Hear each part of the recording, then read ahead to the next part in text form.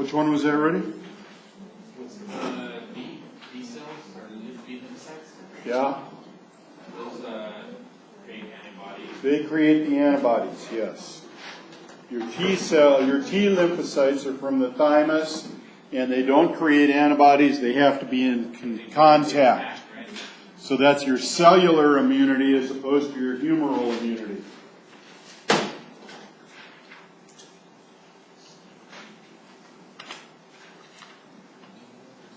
Okay, we're going to start with the immune system.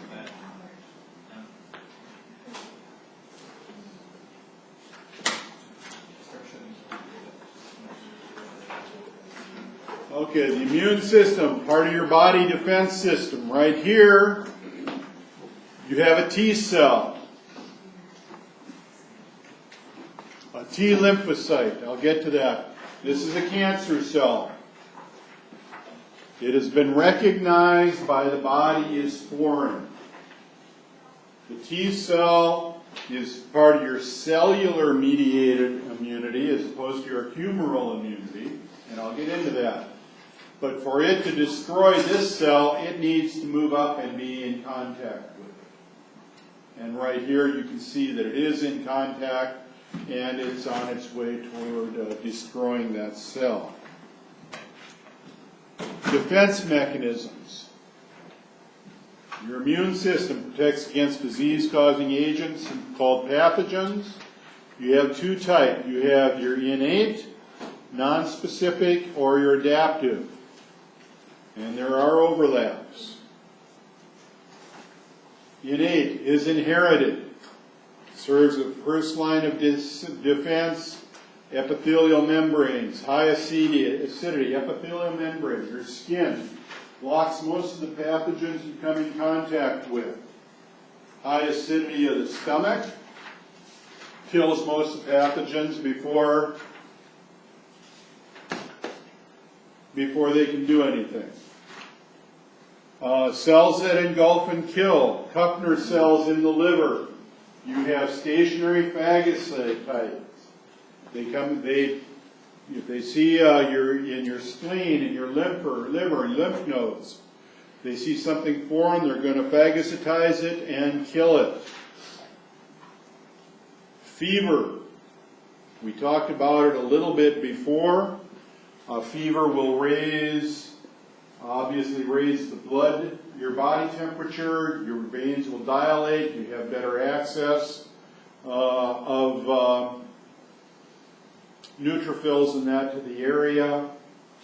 It can help. A high fever will kill you. A moderate fever may help. And sometimes with a viral, everybody takes their Tylenol and knocks the fever down, and then they're not as sick. They're operable, but they're sicker longer. Okay, innate immunity. You're born with it. Skin, physical barriers. Digestive tract, high acidity of the stomach. Respiratory tract, secretion of mucus. You got about, as we said, in the respiratory system, you got about 300 cilia per epithelial cell. They're beating up. They're pushing the mucus up to where you either spit it out or swallow it.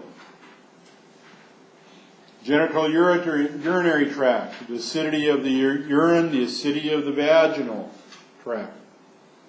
Internal, phagocytic cells ingest and destroy bacteria. Your Kupfner cells, cellular debris, those are your macrophages, denatured proteins and toxins. Interferons. Interferons are made by your lymphocytes, inhibits replication of viruses. Does not inhibit virus from getting into the cell. But when you talked about hepatitis C and some of those viruses, and when you have the flu, they think a lot of what you're really feeling absolutely miserable about is actually from the interferon. Complement proteins promote destruction of bacteria, enhance inflammatory process. Your complement is a cascade, C1 through C9. And I'm not going to ask you to memorize it, but you will have to memorize what complement does. Complement will attach to something that is designated or recognized as foreign, and through a cascade it will either attract white cells and have it engulfed or phagocytized, or it will attract, your complements 5 through 9 will attract proteins that will put a big hole in it. Will essentially blow a hole in the bacterial membrane, and because water and that will pour in, it will kill the cell. It will kill the bacteria. Endogenous pyrogen, secreted by leukocytes and other cells, produces a fever. Your vessels dilate, you have better access of the neutrophils and that to the infected area. NK cells, new and natural killer cells, they're a type of T lymphocyte. They destroy cells infected with virus, tumor cells, mismatched transplant tissues. That's what you saw in the other, in the first slide. That was a natural killer cell up against a cancer cell. Mast cells release histamine and other mediators of inflammation, and cytokines that promote adaptive immunity. Adaptive immunity is where your body, as if we give you a vaccine, we give you an attenuated, we give you a low dose, a non-lethal dose, and after that, of something that you want to prevent, say a diphtheria. Your body will recognize that as foreign, it will make an antibody against it, and there will be memory cells. It will store that memory pretty much for the rest of your life. In a lymph node, in a big toe, under this toenail, I don't know where. It stores it in one of the colony-forming units. And when you're exposed to that toxin again, in as little as 2 hours, you can have your full immunity back. Whereas the first time, it might take days to weeks to develop. And if it's something really bad, like smallpox, a lot of the time you're dead before it happens. That's why we do the immunization. Activation of innate immunity. Cells distinguish self from non-self. Pathogen-associated molecule patterns are unique to the pathogens. Obviously, this system isn't going to work if it can't tell what's supposed to be there versus what's not supposed to be there. And what happens in some of them is your body recognizes or tells itself that something that is supposed to be there is foreign. Something like rheumatoid arthritis, systemic lupus erythematosus, some of the thyroid diseases. Hashimoto's thyroiditis is what it is. Okay. Immune cells have toll-like receptors for the pathogen-associated molecular patterns. You have receptors that, as the cells go through, the spleen, the lymph nodes, and that they're looking for these toll-like receptors, and once they see them, then they're going to respond by secreting cytokines. What a cytokine is, a chemical that's going to attract white cells to phagocytize it.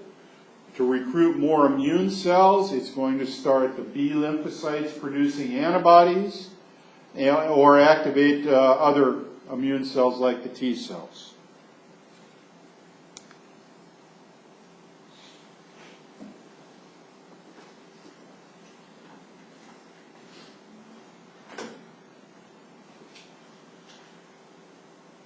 The inflammatory response is an important non-specific defense against tissue damage.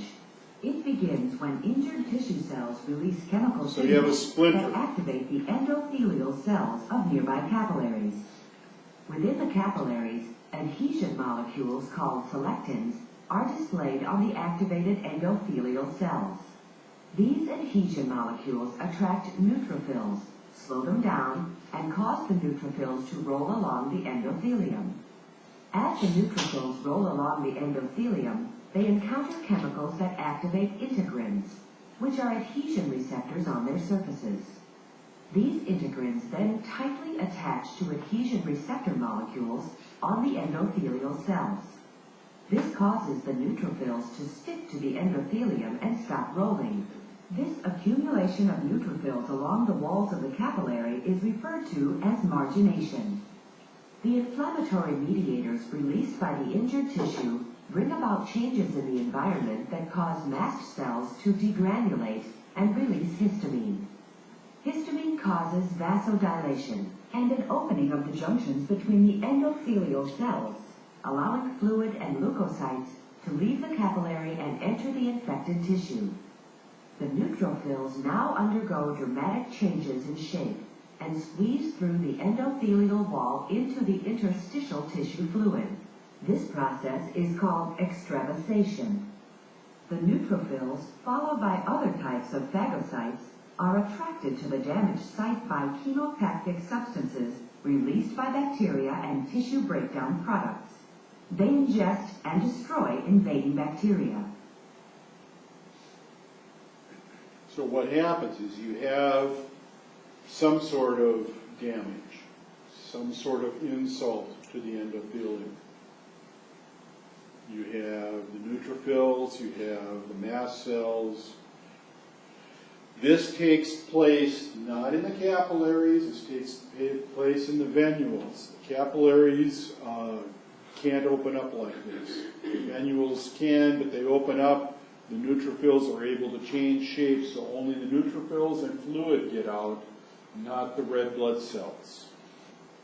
And then they aggregate there, they're attracted by the cytokines, and then they start phagocytizing the bacteria or the virus.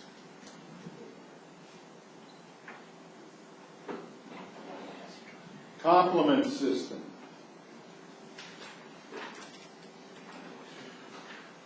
At one point, they took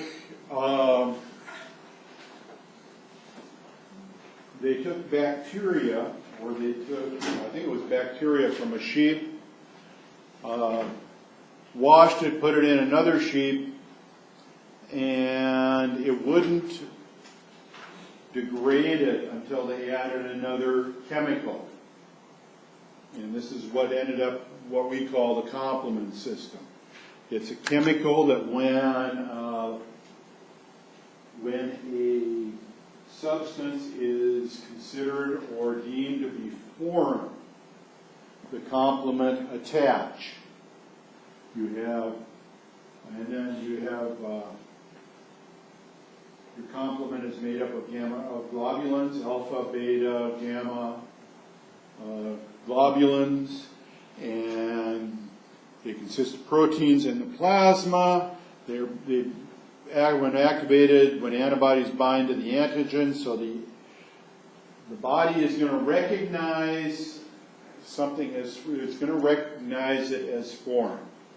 So you've got bacteria. The body is going to recognize it as foreign. It's going to make an antibody to it. The antibody is going to attract complement. Complement are proteins in the plasma. They're activated when the antibodies bind to the antigens. This is kind of out of order. Kind of like your test tonight. Okay, antibodies and antigens. We talked about it when we talked about the red cells. An antibody is anything it's a circular argument. An antibody is anything that's going to cause the body to create an antigen against it. An antigen is anything that's created against an antibody. So, if I take, and I have a splinter in me, or say I'm exposed to, say, a staph. Staph is gram-positive bacteria, It has a peptidoglycan layer. That's part of the wall of the gram-positive bacteria. Your body naturally knows that that's foreign. And it's going to make an antibody against it. So when it sees a staph, the antibodies are coming out, are made by the memory cells. They're activated. Once the antibody's activated, it activates complement. Complement comes, it binds to the surface of the bacteria and either causes it to be engulfed or a hole to burst, or a hole put in it and burst it. That's what the antibody does. Now we talked about blood type. If you're A, you have anti-B. B is an antibody. Okay? If you're B, you have anti-A, because that's not what's on your cells, and it's considered foreign. If you're O, you have nothing on your cells, and you have anti-A and anti-B. Those are considered foreign. That's why if you give somebody who's O, A blood, or B blood, or AB blood, you got one sick cookie, because it's going to hemolyze it. It hemolyzes it because complement, at that point, is activated by the antibodies. It deems it foreign. The complement attaches itself to the red blood cells and lyses them, puts holes in them and bursts them. And you can give somebody 500 mils of red cells, and within 20 or 30 minutes, it's all gone. It's all hemolyzed. The guy's going into septic or going into shock and renal shutdown. It is very nasty.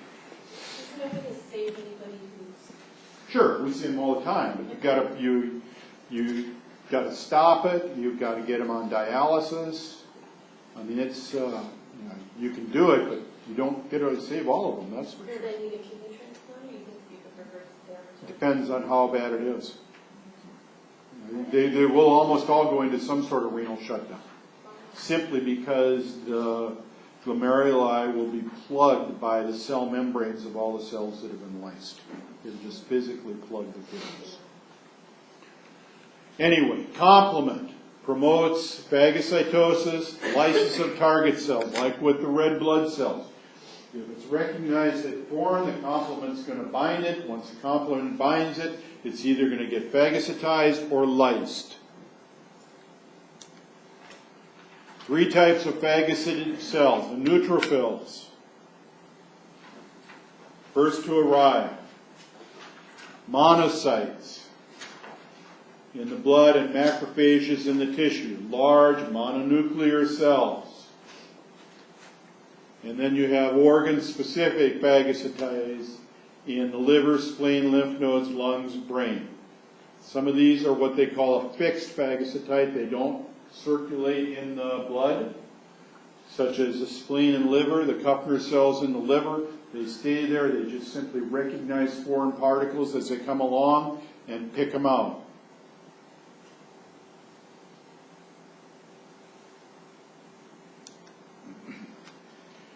Okay, as you saw in the video, neutrophils and monocytes squeeze through gaps in the venule walls to enter the tissue, extravasation or diabetes.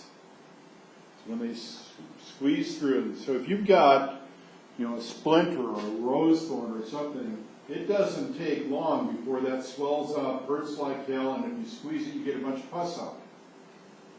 You don't have that many white cells floating around in the tissue. That rose thorn has been recognized as foreign. You have extravasation, and these white cells, because of that, are migrating to that area. And that's not always bad. I mean, the pus, at times, if there's bacteria, the pressure of the pus will shut off the circulation out. It will encysted it sometimes, which will keep the bacteria in that area. And then in a more practical, if you've got a tip, you've got the rose thorn in that, it actually creates a little space around it. So at some point, if you push it, squeeze it, or it allows it to work itself out without having to cut it out. Not all the time, but sometimes. Attracted by the cytokines. The cytokines, again, are the chemicals that will attract the neutrophils and monocytes and activate lymphocytes. So, phagocytosis in the tissue. Just kind of like what you saw. They're rolling along, the histamine causes the vessel to dilate. They're rolling, they're captured against the wall, it dilates, they squeeze through, they move in the direction of the bacteria attracted by the cytokines, and then they ingest or phagocytize the bacteria.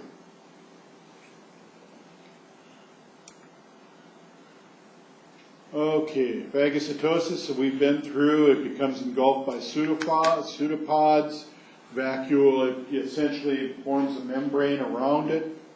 You have the white cell reaches out with pseudopods, fuses around it, so you have, again, an external membrane on the inside of the vacuole. Then it fuses with a lysosome, dumps all the digestive enzymes in there, and the pathogen is digested. Sometimes it will use nitric oxide to help with that, but sometimes before the membrane is fused and you have this enclosed vacuole, it will dump the lysosomes in, and that lysosomal enzyme will get out into the tissue. That's when you again get more inflammation and more pain.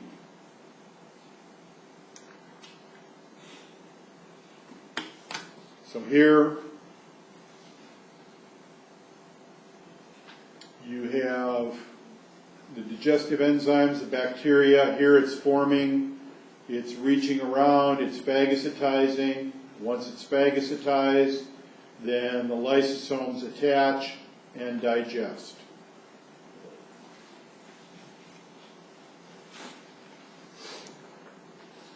Fever, regulated by the hypothalamus, chemical called, you get an endogenous pyrogen. When you look at Tylenol versus ibuprofen, Tylenol is anti-pyrogenic. You give it to the kids to bring the fever down. You take it to bring a fever down. It inhibits the pyrogen, sets the body temperature higher. It's part of the reaction from the cytokines. It's part of the reaction from the toxins. They induce fever, which dilates the blood vessels, induce sleepiness, which I imagine you're just going to get rest, and you get a fall in plasma iron concentration. And to be perfectly frank with you, I've never seen that as part of any of my training up until I got into this chapter. And I'm not sure how iron limits bacterial activity. Interferons. They're antiviral polypeptides produced by infected cells. You have three types, anna, beta, gamma. What interferon does is it interferes with the viral replication. Those flies are all over today. Interferes with the viral replication, not in the infected cell, but in the cells around it. So once that virus starts replicating in the infected cell, the interferon is produced. It's kind of like a paracrine. It gets into the cells around it, and though the virus may get into the cells around it, the virus will not be able to replicate, or it will interfere with the replication of the virus. New antiviral drugs are developed using interferons, and if it's anything like the drugs they give for hepatitis C and other viral infections, it will make you sick as a dog. That's generally what they believe the interferons, again, are what make you feel real bad when you've got a viral infection. Effect of interferons. In macrophage, phagocytosis, it inhibits the cell division. In the killer cells, it inhibits tumor growth. Activity of natural killer cells, immune maturation, inhibits the maturation of adipose cells. I'm not quite sure why. Production of antibodies inhibits the maturation of erythrocytes. Again, what's happening by inhibiting the maturation in many of these places, it inhibits the ability of the virus to replicate in there, which is the big thing of interferon. When a cell is infected by a virus, the virus enters the cell and produces structures that are not found in uninfected cells. The presence of this viral material signals the cell to produce interferon. The interferon moves out of the cell and attaches to receptors on nearby cells of the same type. The cell that produces the interferon is unable to save itself. The virus replicates in this cell and then moves out to infect nearby cells. The nearby cell that already has interferon bound to its surface responds in several ways, including production of enzymes that degrade messenger RNA and prevent protein synthesis. Thus, a virus can attach and enter the cell, but completion of the viral replication cycle is prevented.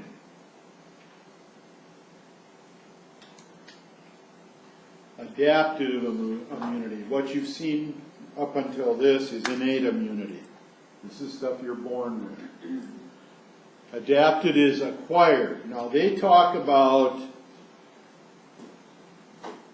having hundreds of trillions of different antibodies in your body, and you don't have enough genes to hold that, to be born with that, to have it as innate.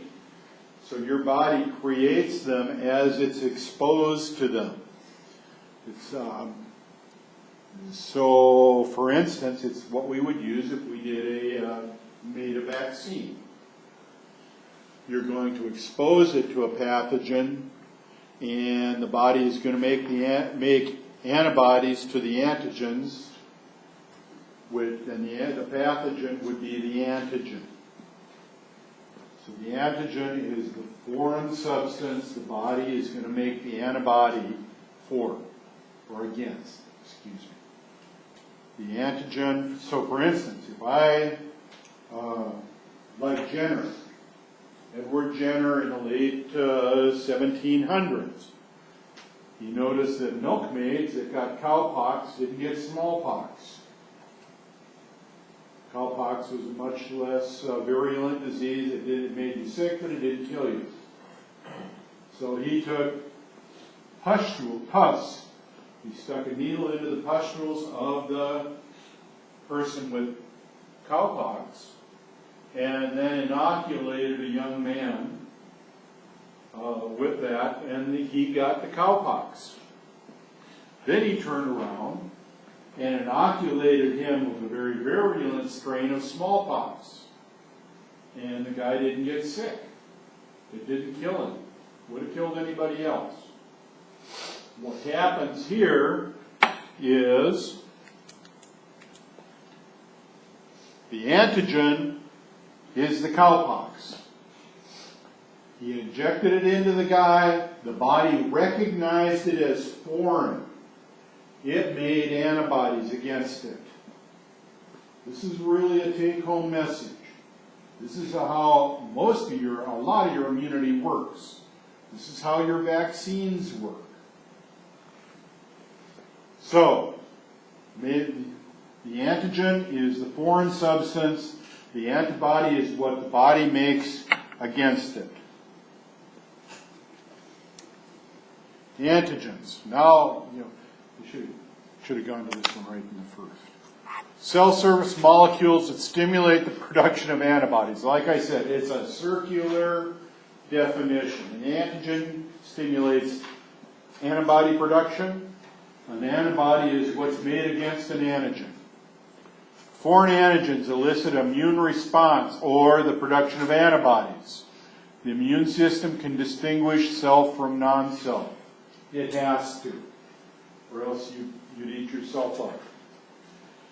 Antibodies will bind to the specific antigens. Large molecules have several antigenic determinant sites that stimulate the production of binding antibodies.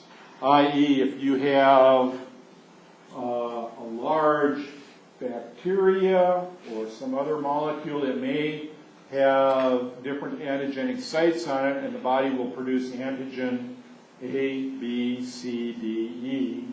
It may all be directed against that one organism. Now, when we do testing, and the new research, or the newer thing, I mean, it's still been out for 10, 15 years now, is the ability to create and make what they call monoclonal antibodies. Meaning, if this antigenic molecule has many antigenic sites, but I want to measure it, I want to look for it, I need to know exactly what I'm looking for. So I don't want an antibody that's going to bind against 17 different antigenic sites. I want it to bind against one site on this type of a molecule.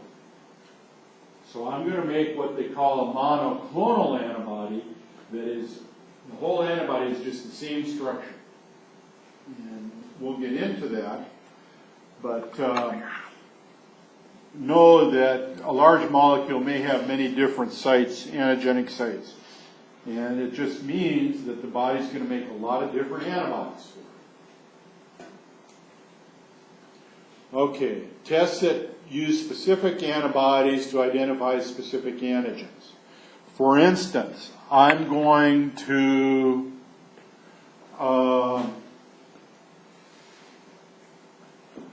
make an antibody for strep. Strep is gram-positive bacteria, so it has a peptidoglycan layer. But wait a minute, staph is gram-positive, and it has a peptidoglycan layer. So I don't want to make an antibody against an antigen that you're going to find on the strep and the staph. So I'm going to isolate one, and I'm going to make, again, what they call a monoclonal antibody that is only against the antigen on the strep. Then when I do my test, I know that I'm only testing for strep, not staph. Clear as mud, huh? Mm-hmm. Okay, an antigen is what? It's a protein that causes the body to make an antibody. An antibody is a protein that the body makes against an antigen. You want it to be specific when you're doing a test. Okay? That's all I'm saying. The tests that use specific antibodies to identify specific antigens. If I take an antibody to strep, and I attach that antibody to plastic beads.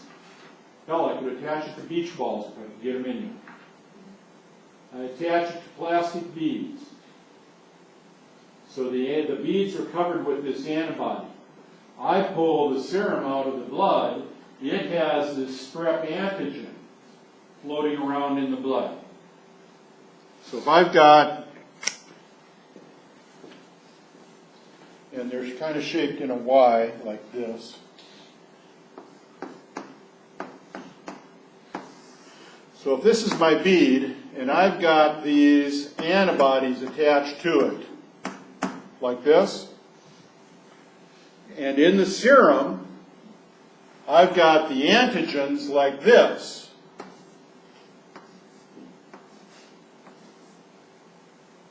This antibody is going to attach to that antigen. It's going to grab a hold of it. Well, if I have another one here,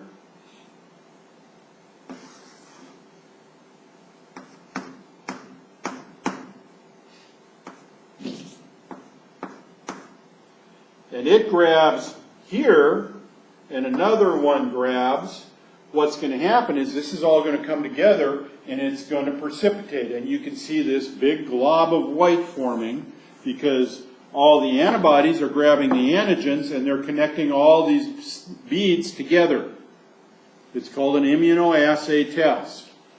If you see somebody doing a strep or a mono test and they're shaking this little card, that's what they're doing. It's called an immunoassay test.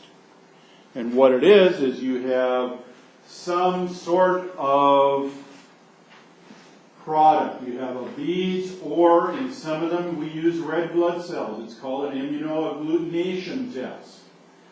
And they're coated with the antibodies. And if the antigen is in the serum, these antibodies are going to grab it. They're going to pull all these red blood cells or beads together. It's going to precipitate out. You can look at it and see that this is a positive test. It's how we do our pregnancy tests. It's how you do the fast pregnancy test. Latex particles. The antigens here, the antigens brings them together. You get clumping. We do pregnancy tests, we do strep tests, we do syphilis tests. We do a lot of different tests. Mono tests, rheumatoid arthritis tests, RSV, respiratory syncytial virus tests. We use these for dozens of different tests, and this is how it's done.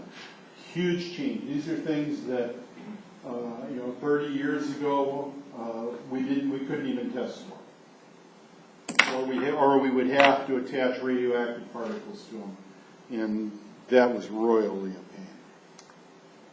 Lymphocytes, derived from stem cells in the bone marrow.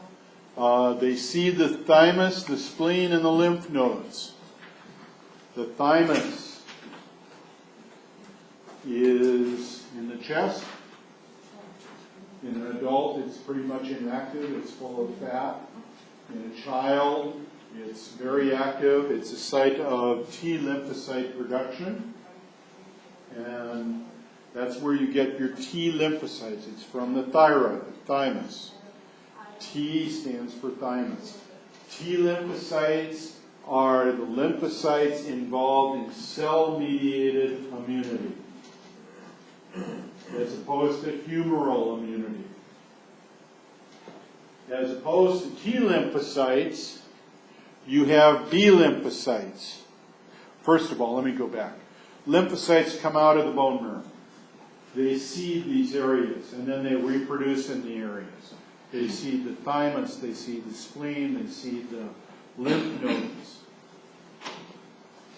And part of what happens is once they're exposed, they will seed these areas with a memory cell, visually indistinguishable, but this allows you to have immunity and to have the ability to produce antibodies or to attack foreign particles because the body is now already seeded. It already knows this is foreign and the reaction can be much quicker.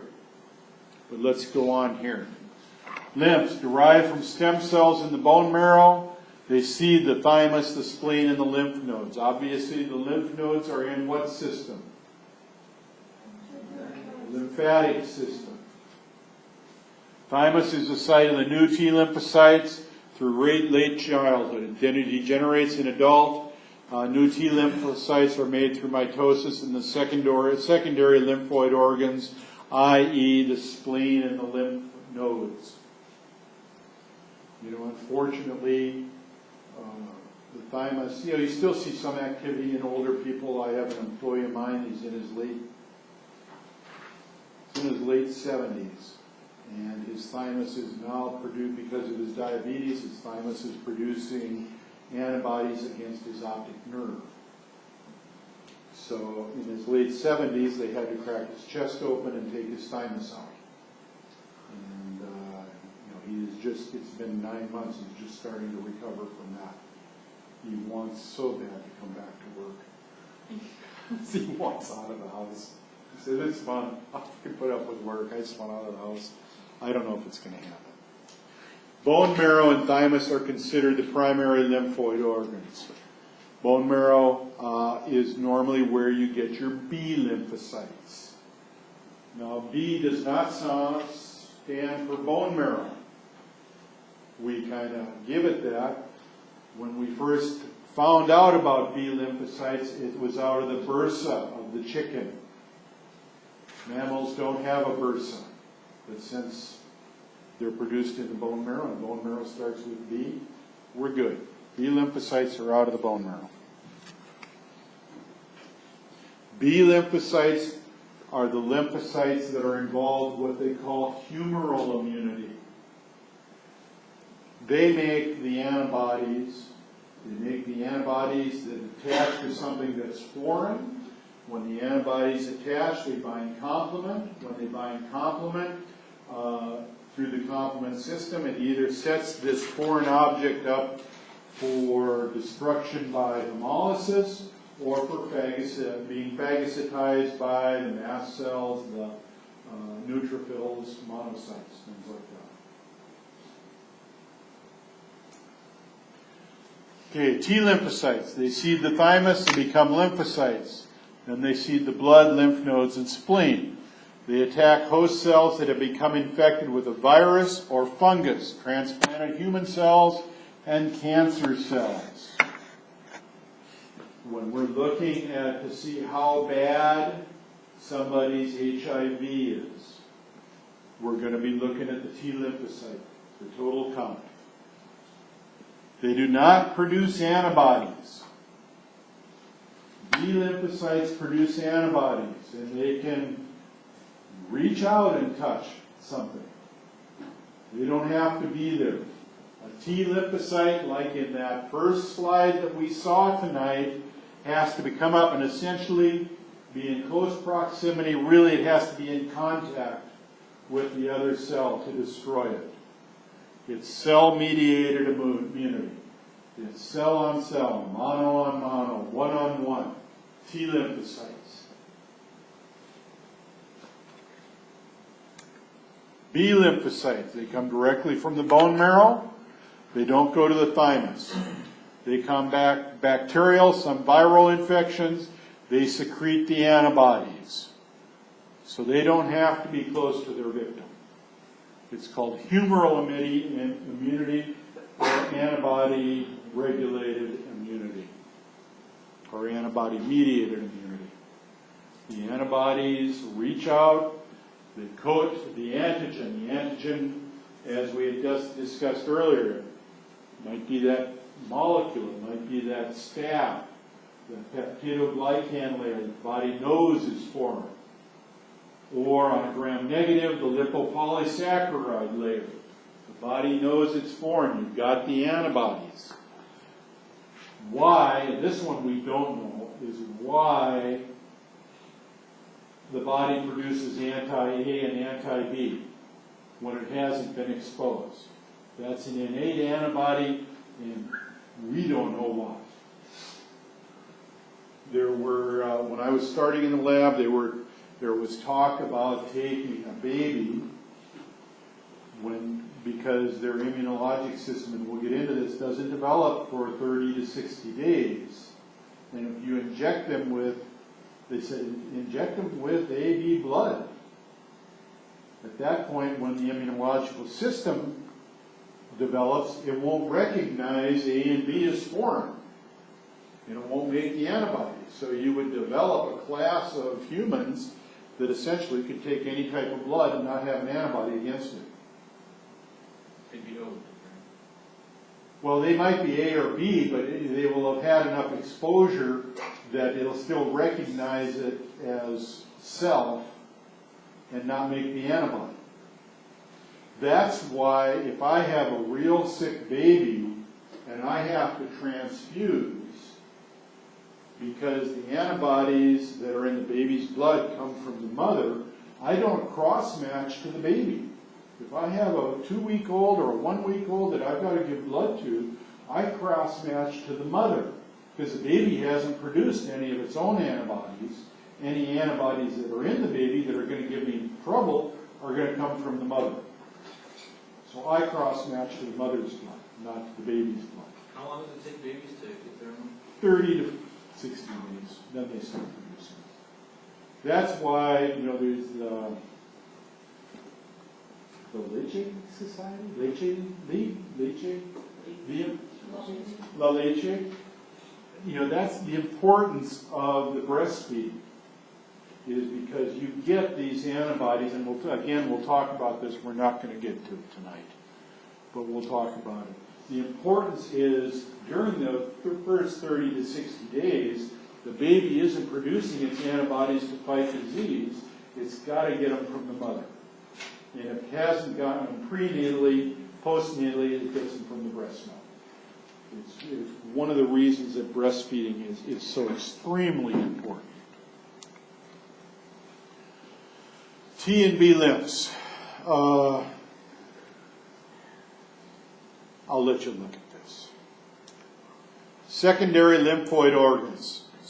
Lymph nodes, spleen, tonsils, Peyer's patches in the mucosa of the intestines.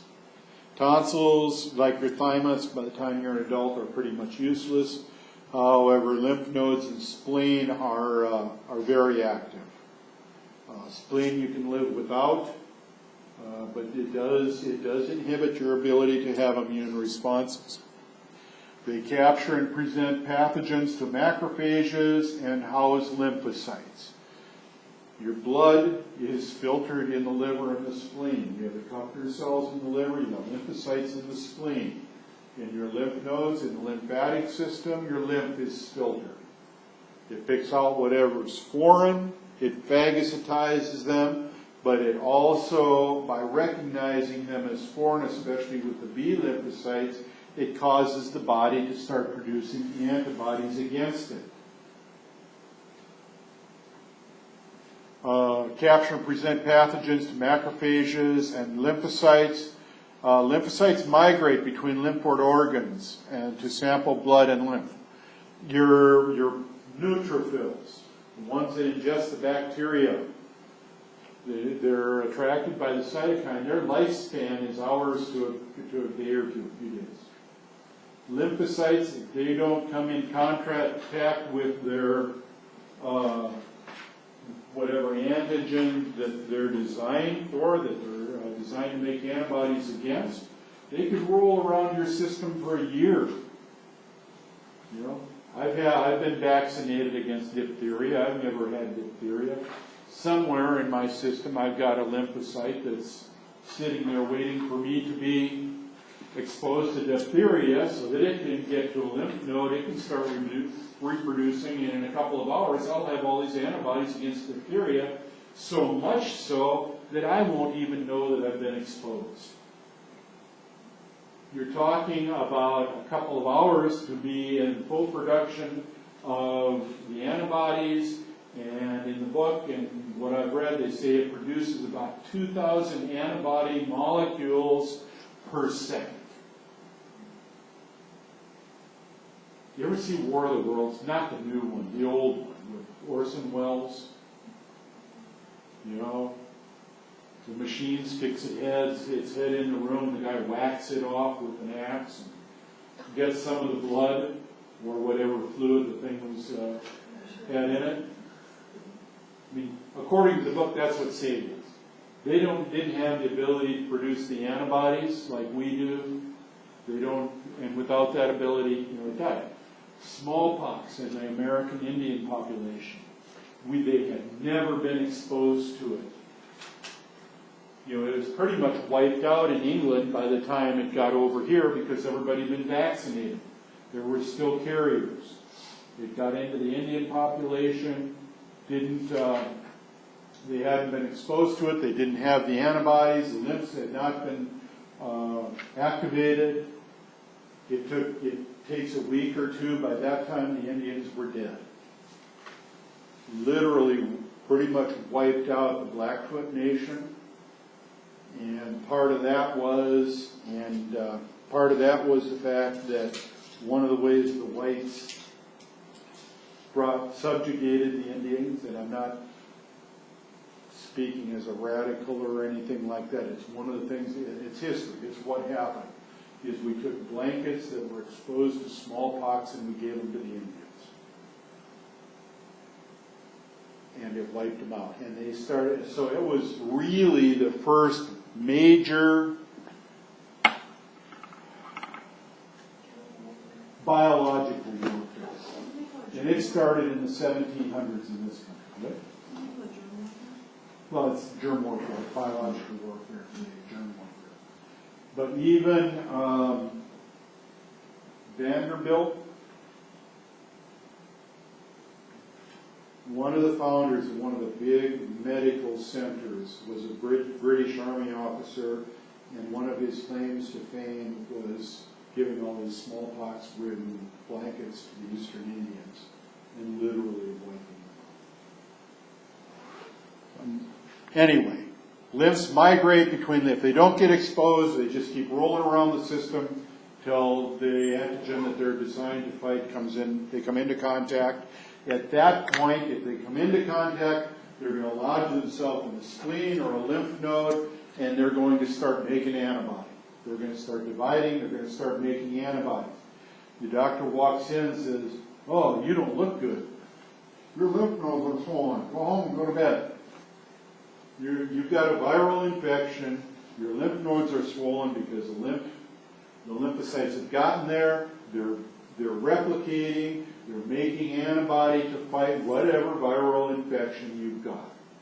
Mumps, measles, whatever." Local inflammation occurs when bacteria enter a break in the skin, initiated by non-specific mechanisms of phagocytosis, by toll-like receptors. Again, toll are receptors that we just naturally have. They recognize things as foreign. They're part of the innate system, and they attract the lymphocytes, the neutrophils to start with. The neutrophils come in and start phagocytizing the bacteria or whatever in there. Macrophages or monocytes convert into macrophages and start phagocytizing. In tissue, it's mast cells. Complements then come, because of the cytokines, they attract the neutrophils. Complement proteins are activated. They attract more phagocytic cells. It's an all-hands-on-deck reaction.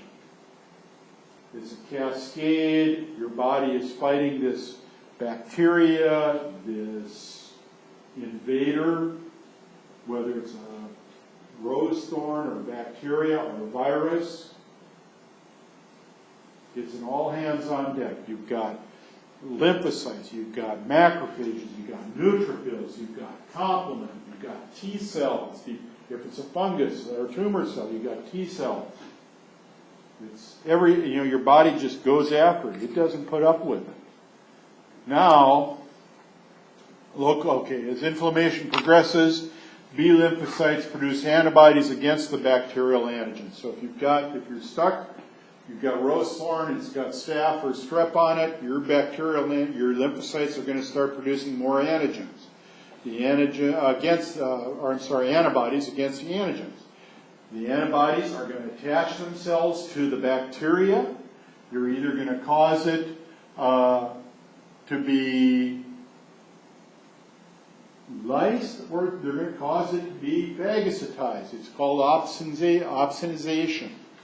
Formation of antigen-antibody complexes amplifies the non-specific response. The non-specific response is the attraction of the neutrophils, the attraction of the monocytes, the mast cells releasing histamine, the inflammation, the rubor, the swelling, all non-specific. It's all part of the opsonization. Local, more phagocytic cells arrive through extravasation, and from nearby venules, T lymphocytes are the last to arrive. Neutrophils may spill protein-digesting enzymes into the surrounding tissues, causing pus, degenerating. That's when they are attaching, they start to phagocytize, but before that vacuole is fully formed, they release the lysosomes and the digesting enzymes. So it gets out of the white cell, it gets into the tissue, it breaks down the tissue, and that's what forms pus. The white cells is cellular debris. Now, in a non-huge infection, the pus is formed, it seals off the infection, the bacteria are phagocytized, the macrophages come in, they're just kind of the vacuum cleaners out there, remember, and they phagocytize the pus and everything goes away. When it gets bad enough, it insists. And at some point, when it insists, if the bacteria are still in there and they all haven't been phagocytized, you now have this reservoir of bacteria sitting in wherever this injury's occurred. And you need to go in, you need to lance it, you need to debride it, you need to drain it, so that blood or antibiotics or something that's going to fight this bacteria can get in there.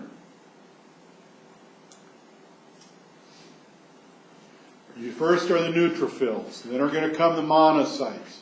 Somewhere in between the leukocyte, this is the leukocyte infiltration, and then eventually the T lymphocytes are going to show up. The B lymphocytes don't have to. Why? What do the T lymphocytes have to do that the B lymphocytes do not? They have to be in contact. That's why they're going to show up. If this is a fungal infection, if this is a tumor, something like that, it's the T lymphocytes that are really going to end up dealing with it. But they've got to show up. They've got to be there. They've got to be in contact. The B lymphocytes just stand off nice and safe in their lymph nodes and kick out antibodies that attack it from a distance. That's your humoral system, not your cell-mediated system. Mast cells secrete heparin. What does heparin do? Keeps it from clotting, allows the blood to continue to circulate in there. What does histamine do? Dilates the blood vessels. Prostaglandins, fever, leukotrienes attract white blood cells, cytokines attract white blood cells, and tissue necrosis factor. Again, it starts to break down the tissue, tries to encysst the area. These produce warmth, swelling, pain, classic symptoms of an infection. And then again, they call in all hands on deck. They're going to bring in more leukocytes until they get this thing under control. Okay. Sorry, what is the heparin doing? Heparin prevents clotting, prevents the blood from clotting. So you have the bacteria, you've got the break in the skin. The B lymphocytes are kind of standing off, making their antibodies. The antibodies are coating the bacteria. The coated bacteria are set up for either to be phagocytized or lysed. The phagocytic, you get their extravasation, so you've got your white cells. These are neutrophils coming out of the capillary into the tissue, migrating up because of the cytokines to the site of the infection. And then at the end, the mast cells are releasing histamine, which dilates the blood vessels, but in the end, the mast cells come in and start cleaning up afterwards. Activation of the immune response typically begins when a pathogen enters the body. Macrophages that encounter the pathogen ingest, process, and display the antigen fragments on their cell surfaces. Macrophages with antigen fragments displayed on their surfaces are called antigen-presenting cells. An antigen-presenting macrophage interacts with a T helper cell that can recognize the same antigen. During the interaction, the macrophage releases a chemical alarm signal called interleukin-1, which stimulates the T helper cell to secrete interleukin-2. Interleukin-2 causes the proliferation of certain cytotoxic T cells and B cells. The immune response from this point follows two paths, one using cytotoxic T cells and one using B cells. Normal cells of the body that become infected can also digest some of the pathogens and display antigen fragments on their cell surfaces. The body makes millions of different types of cytotoxic T cells. Each type is able to recognize a particular antigen. The cytotoxic T cells that are capable of recognizing the antigen displayed on the surfaces of infected cells bind to the infected cells and produce chemicals that kill the infected cell. Death of the infected cells results in destruction of the pathogen. B cells also come in millions of different types, each able to recognize a particular antigen. When B cells become activated by T helper cells, they differentiate into plasma cells.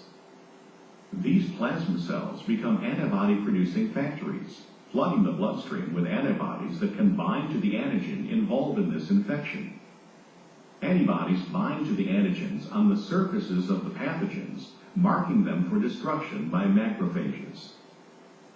Some of the B cells do not turn into antibody factories, but instead become memory B cells that may survive for several decades. Because of these memory B cells, the secondary immune response to a future infection by the same pathogen is swifter and stronger. This powerful secondary immune response is what gives immunity to some diseases after you have had them once or after you have been vaccinated. You want to see that again?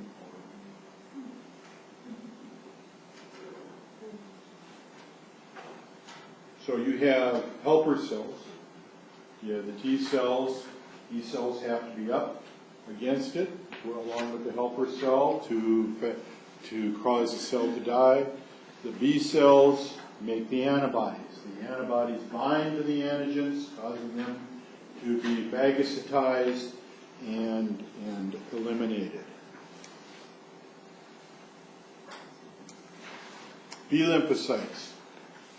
Exposure to a specific antigen activates B lymphocytes, causes it to undergo multiple cell division. That happens either in the lymph nodes or in the spleen. In a child, it might be the thymus or the tonsils, but in an adult, you're looking at lymph nodes or spleen. Some become memory cells. This is why a vaccine works. Your body's been exposed, it remembers it. Others become plasma cells. I think what I told you last week or the week before. If I look at a guy's blood smear and I see lymphocytes that are,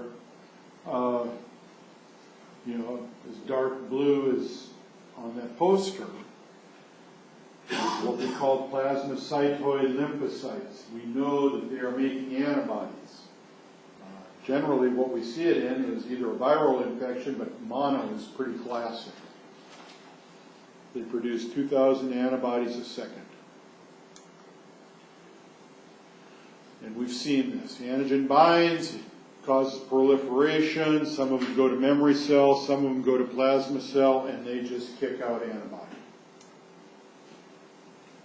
Known as immunoglobulins, 5 classes: IgG, IgA, IgM, IgG, and IgE. IgA is in the mucous membranes, in the tissues of the intestine. IgM is the first antibody to be produced. IgE is produced in response to allergic reactions.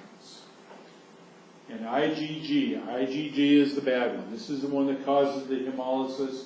This is the one that binds complement. IgG. So when I'm doing blood typing, and somebody's been exposed to an antibody, and there's dozens of them out there, every once in a while they'll show up in the blood, and when I'm trying to give blood to them, it will cause what we would call an incompatible transfusion in the test tube. Then we go back and we say, is this an IgG antibody? And most of the time it's not. It's an IgM antibody. If it's not an IgG, it's not going to cause hemolysis. It's not going to give us a problem. And then we ignore it. We know we're going to have a little bit of a reaction in the test tube, but not in the body. So if it doesn't bind IgG, it doesn't bind complement, it won't cause hemolysis, we go ahead and give them the blood. It's a whole different aspect of the blood banking.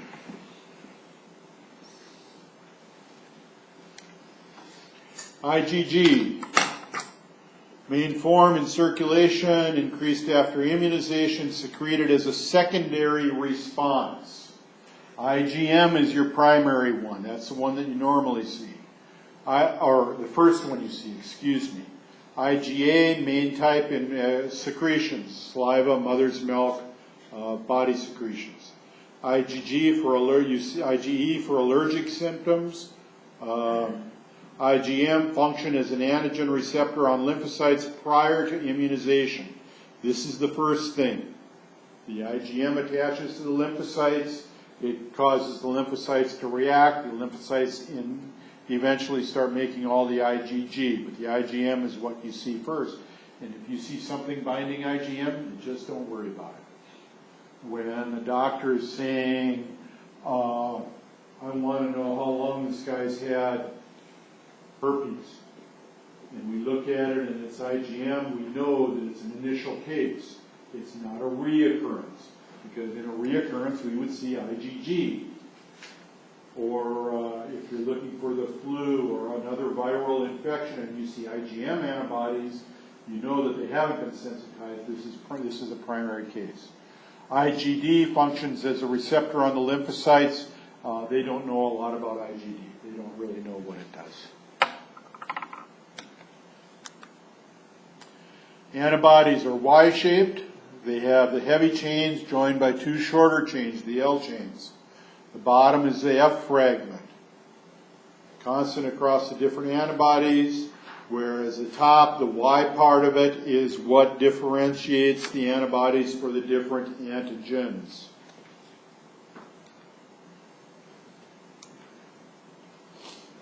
There is something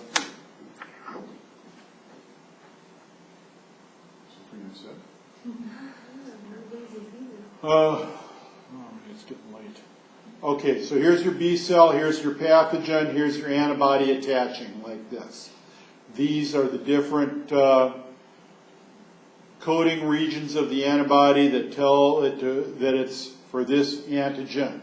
Again, your antibodies are made for a specific antigen. There's not a lot of cross-reactivity. There is a little bit, and they can cause some really nasty problems when it happens. One of the ones you see is for strep, from strep throat. The antibody that's made against the strep and strep throat very much matches the tissue in the heart. And this is where you get rheumatic fever, because the antibody from the strep is attacking the heart valves. And that's rheumatic fever. That's why if you've got a sore throat or you think the doctor's got strep throat, he's going to get you on antibiotics, or your kid on antibiotics right away. Diversity of antibodies. Everybody has about 10 to the 20. What is that? 100 trillion? 1,000 trillion? Million trillion? Million trillion. That's plenty. Few million different specificities. There should be an antibody for every antigen you might encounter. You have to be exposed to it. Your body can't store that many genetically. However, it will store them after you've been exposed. So this should probably say you should have an antibody for every antigen, not that you might encounter, but that you've been exposed to. A large part of our genetic code is dedicated to making antibodies, and then some genes may code for different types of the antibody. So you get, by the time you get all the combinations, there's a bunch, 100 million trillion. Human cells do not have enough DNA to have separate genes for each antibody molecule. Instead, different segments of DNA can be mixed and matched to form different antibodies. Light chains are made from V and J segments in the variable region and a constant region segment, whereas heavy chains are made from V, D, and J segments in the variable region and one of 5 different constant region segments. As the lymphocyte divides during maturation, its genes are rearranged. DNA sequences are assembled by the random selection of V and J gene segments for the light chains and V, D, and J segments for the heavy chains. The constant region of the molecule is encoded by a single C or constant gene segment for light chains and 5 different constant regions for heavy chains. The rearranged DNA in the mature B cell is transcribed into messenger RNA and translated into the light chain of the antibody. DNA sequences for the variable regions of each heavy chain are assembled by the random selection of a V gene segment, a D gene segment, and a J gene segment. The genes for the constant regions of heavy H chains have Greek letters designating IgG, gamma, IgM, mu, IgA, alpha, IgE, epsilon, and IgD, delta. The DNA in the mature B cell is transcribed and translated into the heavy chain protein. The light chains are then attached to the heavy chains to form the functional antibody. Because of the large number of ways in which the genes can be rearranged, many different antibodies can be produced. Are we going to get tested on that? No. Or we do that a lot? No. It's kind of like, the cascade of, complement 2 activates complement C3A and C3B, and C3A activates complement 4A and 4B, but C3B activates complement 5, which binds with 6, 7, 8, and 9 to lysis. No, we're not. You need to have an idea. You need to know what complement does, why it does it, and how it acts as part of the entire immune system. And the fact that the binding of complement is very important.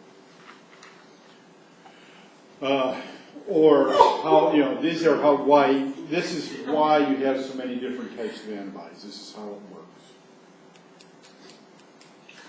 Complements, we talked about it before. Chemical protein in the blood that assists in the immunological system, part of the non-specific defense system. The body does not make complement against strep. It doesn't make complement against staph. It makes complement. And when it's recognized, it binds complement. When it binds complement, it either sets it up for destruction by being phagocytized or lysed, hemolyzed. Binding of antibodies to antigen does not destroy the pathogen. The binding of the antibodies to the antigen attracts complement. Complement destroys it. Complement sets it up to be phagocytized. Part of the non-specific defense system, triggered by the binding of antibodies to the antigens. So in the blood, if I give an O person A blood, the anti-A in the serum, because an O person has no anti-A or anti-B on the cells, it has no A substance or B substance on the cells, so the A and B substance from the blood I might give them is recognized as foreign. The O person has anti-A in the serum, so if I give them A blood, the anti-A, the antibody, anti-A is going to attach to the red blood cell.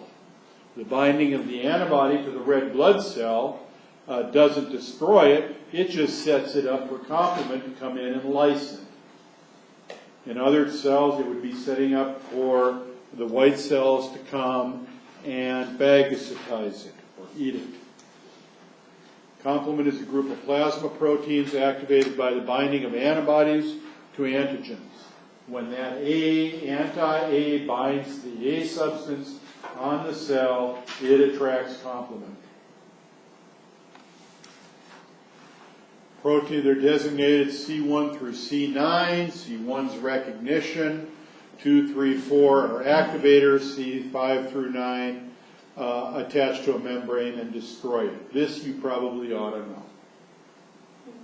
beyond that, you know, that C3 activates C4A and C4B and this and that, no. But know this much of it.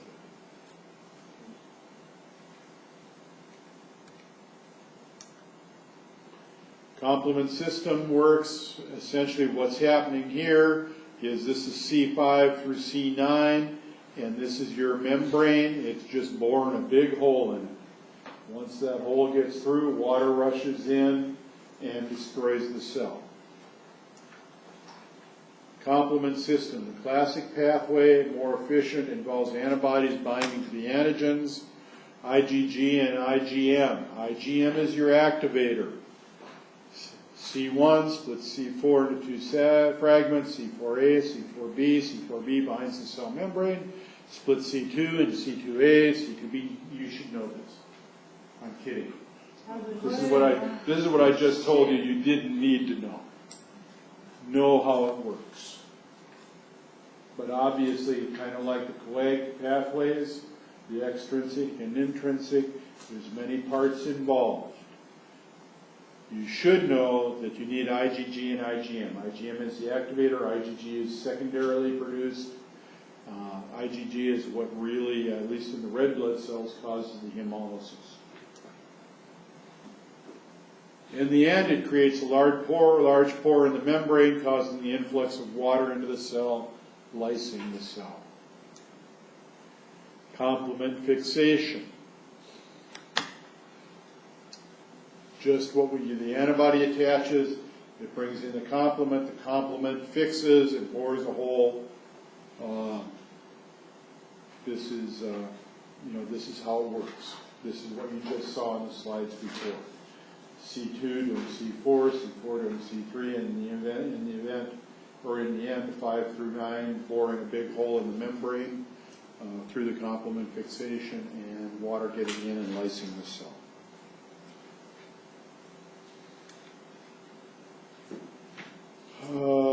C3, C5 release histamine. I don't think you need to know that, but you do need to know that histamine is released. It causes the increase of blood flow to the area, and it also attracts the neutrophils and the monocytes. What do the neutrophils and monocytes do? Phagocytize. They eat them up.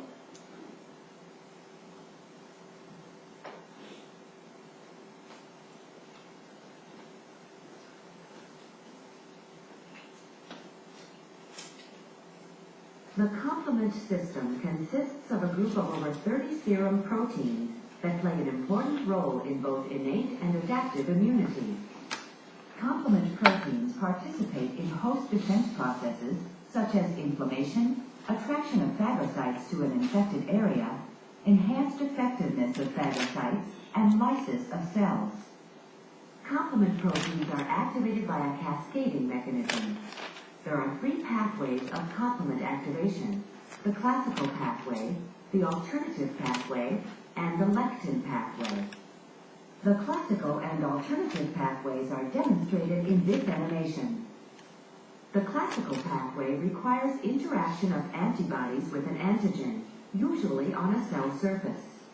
Following binding of antibodies to cell surface antigens, C1, which is composed of 3 proteins, R, Q, and S, attaches to the constant region, Fc, of adjacent antibodies through its C1q subunit. C1s then acts on C2, cleaving it into C2a and C2b. Then C1s cleaves C4 into C4a and C4b. C2b and C4b bind to the cell near the antigen-antibody complement complex, and C2a and C4a are released. This complex of C4b and C2b, called C3 convertase, has protease activity and cleaves C3 into C3a and C3b. C3b becomes bound to the cell surface, whereas C3a is released. C3b then absorbs to C4. Going on.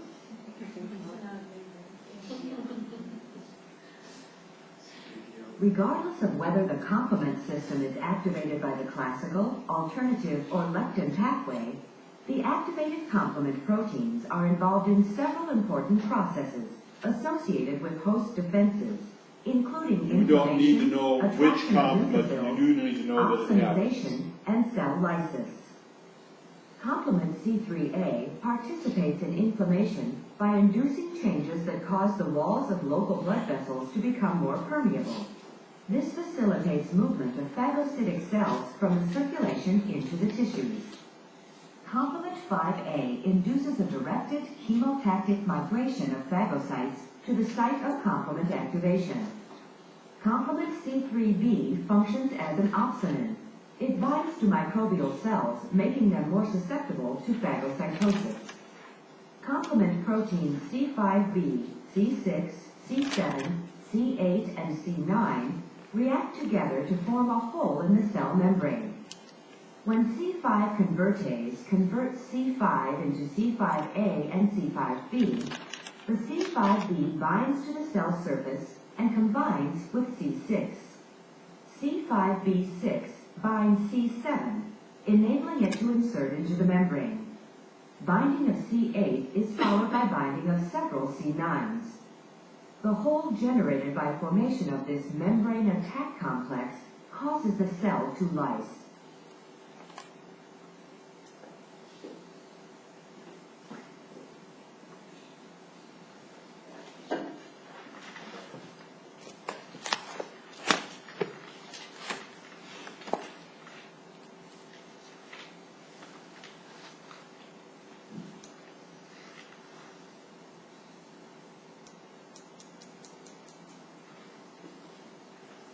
Opsonization, what does that mean? That's just. Its opsonization is the attraction of white cells in that into to phagocytize. Cytotoxic T lymphocytes. Again, T lymphocytes are part of what type of immunity? Cellular, cell-mediated immunity. Why? They've got to be in contact. Body destroys cells that harbor foreign antigens, virus or fungus, but may be due to a malignancy, cancer. I think we probably never really know how many cancer cells we actually have in our body because our body generally destroys them. Cell-mediated destruction means the T cell must touch the target cell. They secrete preferins to create a large pore in the cell. They secrete granzymes. Zyme is enzyme, granular enzyme. Trigger apoptosis or cell destruction. Helper T lymphocytes improve the ability of B lymphocytes to become plasma. The helper cells bind to the antigen. They bind the antigen and they carry it to the B cells. And they they carry it to the T cells. This helps create or have the T cells convert to killer T cells or cytotoxic T cells and to kill the targets. The cytokine is secreted by the mast cells and the monocytes and from the neutrophils. If it's secreted from the lymphocytes, it's a lymphokine. Regulatory T lymphs. Now, you get all these T lymphs and they start attacking this tissue. At some point, something's got to stop it, or it's just going to continue going. So now you have regulatory T lymphocytes that end up and essentially cause the T lymphocytes, when their job is done, to go through apoptosis and die. Or else they're going to stay out there long past when they're needed and keep destroying something. So it used to be called suppressor T, now they're called regulatory T. People with genetic deficiencies in the regulatory may develop autoimmune disease. Again, you've got these T lymphocytes, and if they're attacking the body, it's auto, self, immune. The immune system is attacking itself. Autoimmune, rheumatoid arthritis, systemic lupus erythematosus, Hashimoto's thyroiditis, rheumatic fever, all autoimmune diseases. Allergies can be called autoimmune, but but it's more just a hypersensitivity. I'll let you look at that in the book. Lymphokines, cytokines specific to lymphocytes, stimulate B cell or cytotoxic C activity. Cytokines, again, they're released in response to a virus, to a fungus, to a foreign object, to something that is deemed non-self. Now, interleukin-2, these are different lymphokines. Interleukin-1 induces the activation of T. 2 again activates T. 3 stimulates bone marrow to produce stem cells, mast cells. Mast cells become phagocytes. They release the histamine. Again, it's all part of the fighting of an infection. Interleukin-4 stimulates proliferation of activated B cells. The B cells get activated, they run to the spleen, they run to the lymph nodes, they divide, they become plasma cells, and 2,000 antibody molecules per second are being produced. Interleukin-5, the activation of cytotoxic T cells, killer T cells. By the time you get to interleukin-5, you're making killer T cells. 6 stimulates proliferation of T and B lymphocytes. Again, the T lymphocytes are proliferated, they're turned into killer cells, and they're going to hunt down their target. The B run to the bone marrow or the lymph nodes or the spleen and produce antibodies. Granulocyte, macrophage, monocyte stimulating factor. This is what causes the differentiation and the proliferation of the neutrophils, eosinophils, and monocytes. When we look at the blood, somebody who has a nasty infection, what we see is immature, mainly immature neutrophils. The rest of them are pretty hard to tell. And that's something that we would certainly report to the doctor. T cell receptor proteins. Antigen recognition proteins on the membrane of T cells. They do not bind directly to antigens. You need a helper cell. So for your T cell to start recognizing something as being foreign, a helper cell has to grab that antigen and present it to the T cell. At that point, the T cell will recognize it as foreign. Dendritic cells, macrophages, again, they're helper cells, like you saw in that one video. Dendritic process the antigens. Dendritics activate a T cell. So here's your T cell. The dendritic cells are grabbing the antigen. They're presenting it to the T cell. You now have an activated T cell. This T cell is going to start rolling through the lymph system looking for this type of antigen. Activated T cells will get out of the extravasate from the capillaries, get into the tissue to fight wherever this antigen, generally viral or fungal. So it has to be presented to the T cell. Once it's presented, it activates the T cell. Once the T cell is activated, it will migrate to the source of the infection. Dendritic cells, not nerve dendrites. From the bone marrow, they're called dendritic because they have the arms. They kind of look like the dendrites. Originate in the bone marrow, migrate to most tissues. These suckers are just cruising. They're cruising, they're looking for a problem. Originate, migrate to the tissues, and they're hanging out in case the pathogen shows up. In case the bad guy shows up, they're waiting for it. They engulf protein antigens, partially digest them, and then move them to the surface. Move the antigen-specific sites to the surface, then they carry them to the T cells, and present them to the T cells. This causes the T cells to be activated.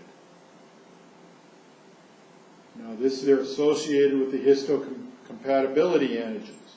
If I put a liver in somebody or I put a kidney in somebody, the body is going to recognize it as foreign unless the antigens, it's a very close relative that have the same histological antigens as the body, and so it doesn't. But generally, it will be recognized as foreign, and they have to knock that down with drugs. Histocompatibility on the surface of all body cells except red blood cells. HLA antigens, human euleukocyte antigens, are on all your cell surfaces, coded for by genes on a chromosome 6, and called the major histocompatibility complex. When we give tissue, and actually I've never been in a hospital that did transplants like that. The tissue that we give is bone marrow and blood, and those don't have it. But you do a liver, you do a kidney, you do a heart. They're going to, when they say you're on and you're a match, when they say that your heart is a match, your kidney's a match, your liver's a match, they're talking about these human leukocyte antigens, HLA histocompatibility antigens. That's what they've got to match up as best they can, or the body is going to deem it as foreign and is going to reject it.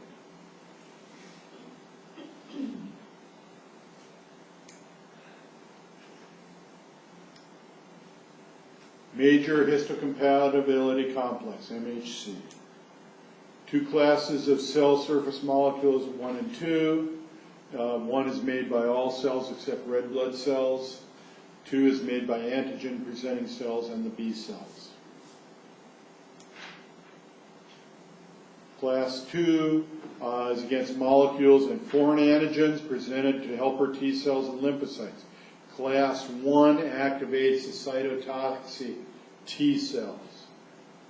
Class 2 is the B cell. Class 1 MHC, molecules, foreign antigens are presented to the cytotoxic T cells, activate the cytotoxic T cells, and the cytotoxic T cells take off looking for the antigens, get up close, destroy them.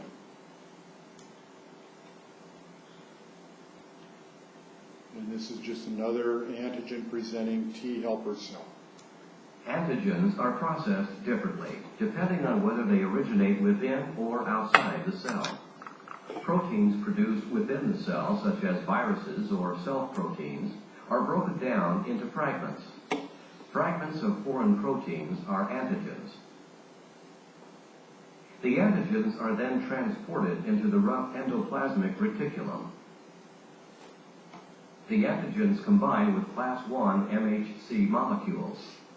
The combination is then transported to the Golgi apparatus and from there to the plasma membrane. To the mailroom, to the plasma Foreign membrane. antigens presented on class 1 MHC molecules stimulate cell destruction by activated T cells. Self-antigens are not recognized by the T cells and do not stimulate cell destruction. A different process occurs if the antigen originates outside the cell. Phagocytes, such as macrophages, ingest foreign particles, such as viruses and bacteria, by endocytosis. The foreign particles are broken down into fragments within a vesicle. The vesicle containing the foreign fragments fuses with vesicles from the Golgi apparatus containing the class 2 MHCs, and the two structures combine. The MHC class 2 antigen complex is transported to the plasma membrane. The displayed MHC class 2 antigen complex can stimulate other immune system cells to respond to the antigen. Generally your B lymphocytes.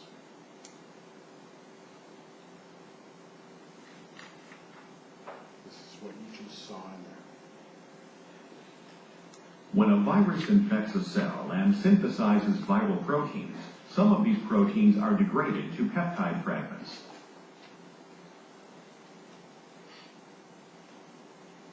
These peptide fragments are complex with class 1 MHCs and displayed on the surface of the infected cell.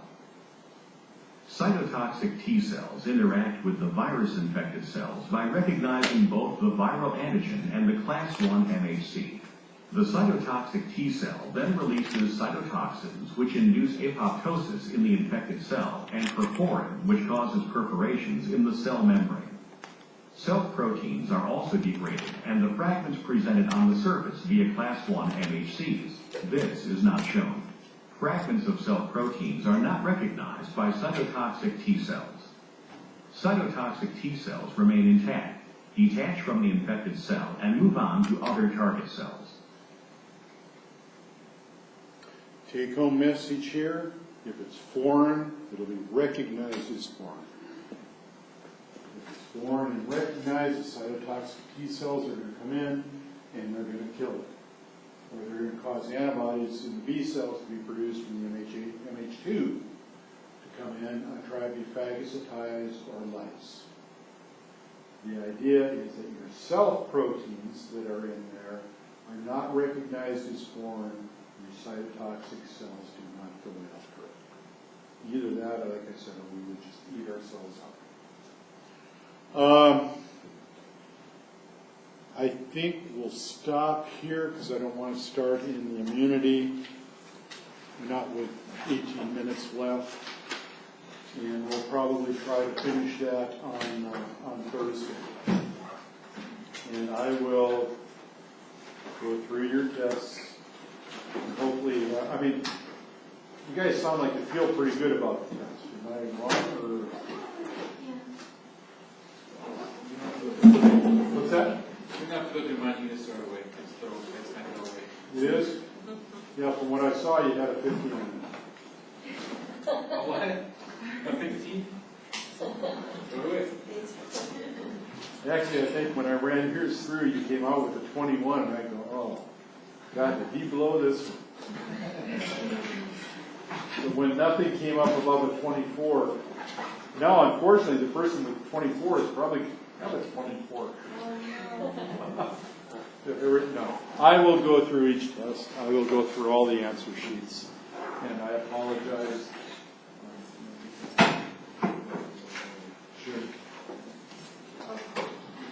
And so Thursday I will have a much better idea, but we went through the test, you guys have an idea how to do it. So with the last test, everyone, even the top score, would get an extra 2 points? The last The one, test number 3, Yeah, test. everybody will get 2 points added to their score. And then you can decide whether you're going to drop that or not.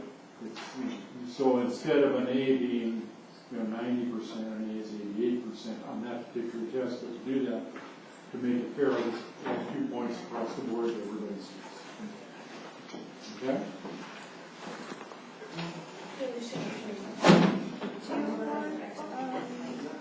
Homework? It's lab from last.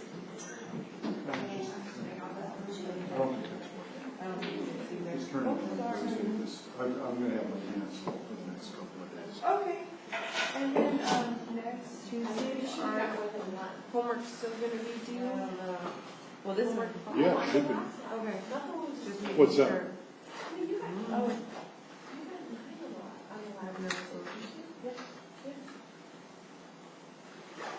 Oh, I was going to see if you had time to, if I could find out what my labs were For the last. for the last ones. Because I was going to go to the early lab with her on Thursday, but go to your lecture, but not stay for the labs. And I don't know if you're going to show the grades before or after labs.